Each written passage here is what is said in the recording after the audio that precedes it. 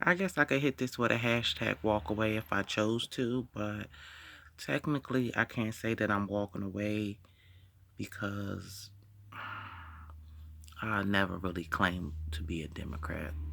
In fact, I've never been a voter, and I'm not ashamed to say that on the grounds that I felt like the system was absolutely corrupt, and no matter who you voted for, the situation wouldn't change whatsoever.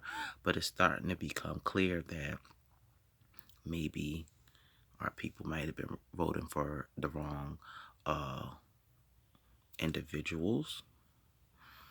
Um, at this point, I feel like propaganda has run amok.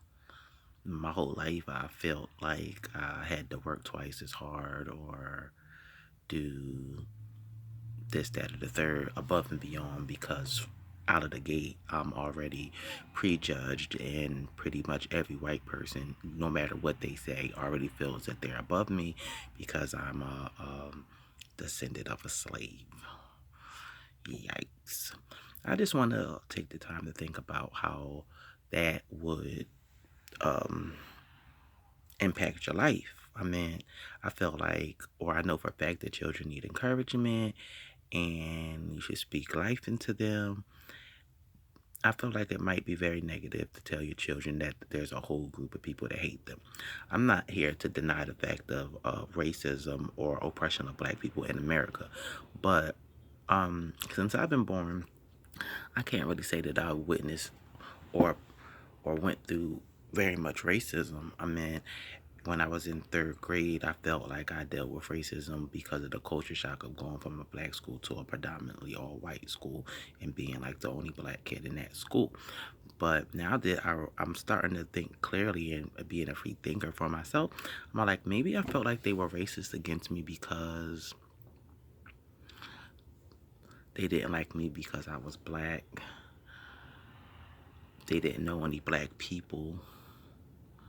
And I already had it in my mind that I was different from them.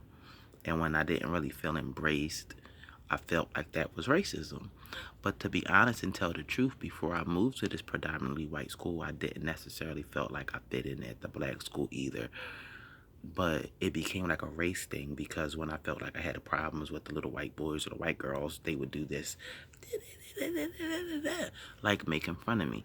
But I'm thinking to myself, maybe they're only doing that because they never actually seen an actual black person and like interacted with them like I hadn't interacted with white kids. And the only thing they could imitate was what they seen perpetuated on television. So I feel like if I could go back and reevaluate that feeling that I had then in the third grade of racism, maybe if from a different lens, if I wasn't already coached that white people are racist against me, that I wouldn't have seen it as racism. And the fact that they were just little kids, you know what I mean? But getting down to the point, the bread and the butter of this, leaving the Democratic plantation, I think that they're pretty scared that a lot of people are waking up to the gimmicks, but I know it's also going to be really hard because a lot of people are like dead set in being a victim. There's benefits in being a victim, and you don't have to take responsibility for yourself. And I'm here to say that I know black people get shot down in the streets by police, and that Rodney King got beat up, and all of this stuff. But at this point, I don't even believe that that's the truth anymore. I mean, I really don't. Long before this walk away movement, I've already walked away. You know, I knew that they were bamboozling me. Um, the news, I couldn't watch the news because I felt as if they were manipulating me. Their narratives were always the same. They wanted me to think a particular kind of way. I absolutely never watched Fox News because I felt like they were just straight up racist. When Stacey Dash came out saying her comments, I was completely offended, okay? And also that Ann Coulter or whatever her name is, I don't do politics. But as of recently I've been paying attention.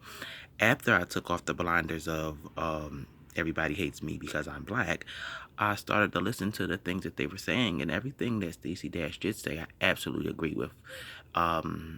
And everything that she said, I absolutely agree with.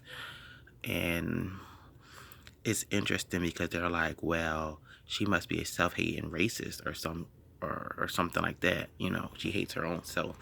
And I'm thinking about Stacey Dash. I mean, she's black and Mexican. So I don't really see.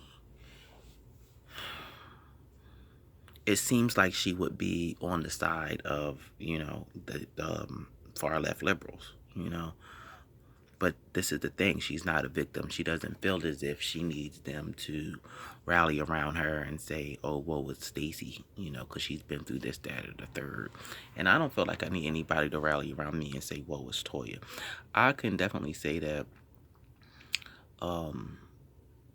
in my mind, I felt like I haven't been able to achieve some certain things because I'm black, or black people have to, go over so many plights and stuff like this. But the actual truth is that maybe I just haven't applied myself. The truth is I haven't applied myself. I don't always do my due diligence to get things done. I'm a procrastinator.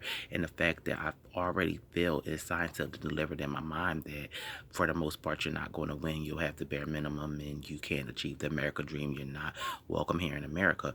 Definitely science seals and delivers the fact that I'm not working as hard as I could if I did feel like I was deserving of the American dream or that I was accepted in America.